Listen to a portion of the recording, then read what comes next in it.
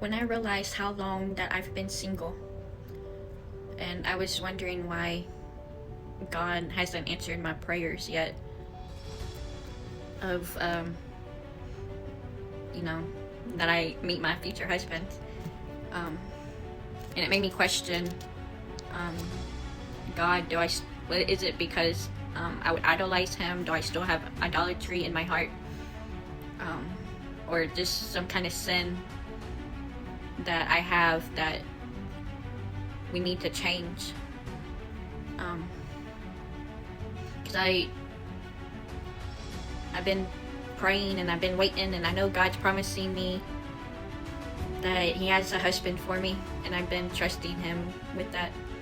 And then I saw a verse that said, "You ask and do not receive because you ask wrongly to spend it on your passions."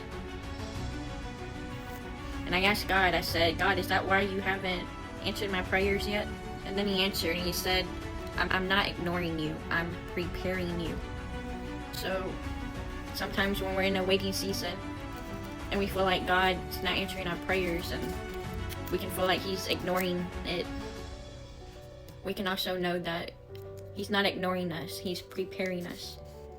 After he told me that he's not ignoring me, he's just preparing me, it made me feel better.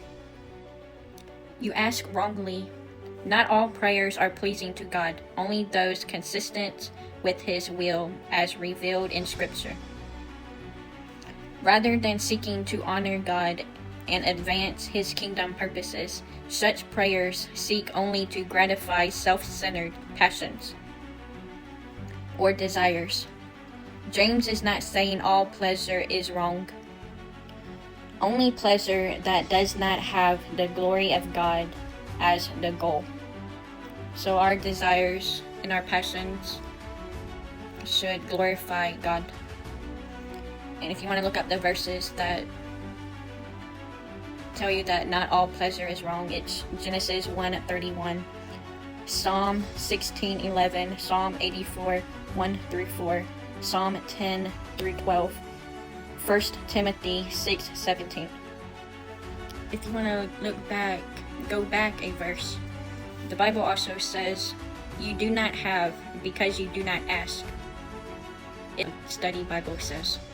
It's a reminder that believers should ask God for what they seek rather than fighting each other. Prayerlessness results in failure to receive many of God's blessings.